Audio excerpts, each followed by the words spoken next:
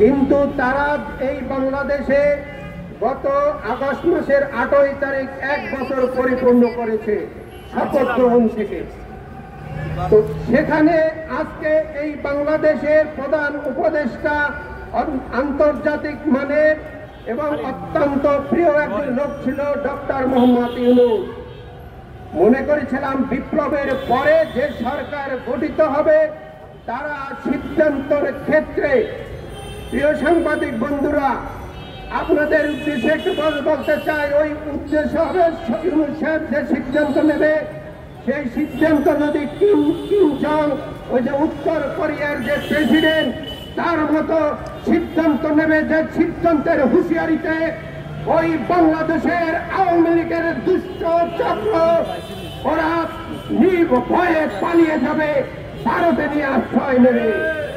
কিন্তু আজকে আমরা দেখতে পাচ্ছি এই মাননীয় উপদেষ্টা, আপনি যদি সম্মানী লোককে সম্মান দিতে না পারে তাহলে কেন তাদেরকে নিয়ে ওই নিউ ইয়র্কে গেছেন?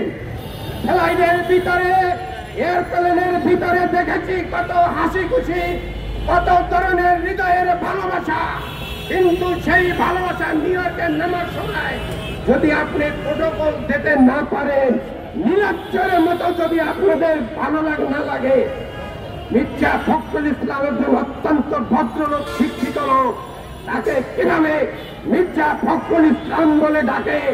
এই নিরাচ্ছা শুধু বাংলাদেশের নয়, এই নিরাচ্ছা আপনাকে বন্ধ করতে হবে। ইউনূস সাহেব, ধিক্কার জানাই, নিন্দা জানাই, যারা এই যে তাদেরকে অপদস্থ অসম্মানী করেছে তাদেরকে যথাযথ বিচারের আওতায় আনতে হবে।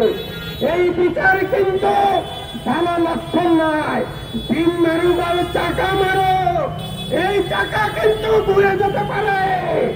নির্বাচন যদি দীর্ঘই হয়, এই ডিম কিন্তু ইউনূস সাহেবেরও কোনোভাবে রেহাই দেবে না। কারণ বাংলাদেশের মানুষ দেশপ্রেমিক, গণতন্ত্রের জন্য লড়াই করে, গণতন্ত্রকে শ্রদ্ধা করে। সেই প্রেসিডেন্ট জিয়াউর রহমান যে গণতন্ত্র বাংলাদেশে প্রতিষ্ঠা করেছিল, সেই গণতন্ত্রের জন্য আপনারা জানেন, এই যে আমরা হাসিনার সময় কিন্তু মিটিং মিছিল করতে পারি নাই, লঞ্চবাদ সব ধর্মঘটে আটকিয়েছিল। আজকে তারা আবার খন্ড খন্ড মিছিল বের করতেছে। লজ্জা হয়, এই স্বরাষ্ট্রমন্ত্রীর পদত্যাগ করা উচিত। যদি লজ্জা থাকতো তাহলে আগামীতে বাংলাদেশের এই যে বর্তমান যে মত সৃষ্টিকারী আওয়ামী লীগ, তাদেরকে প্রতিহত করে আইনের আওতায় এনে তাদেরকে যথাযথ বিচারের ব্যবস্থা করতে হবে। আমি পরিশেষে একটি কথা বলেই শেষ করব।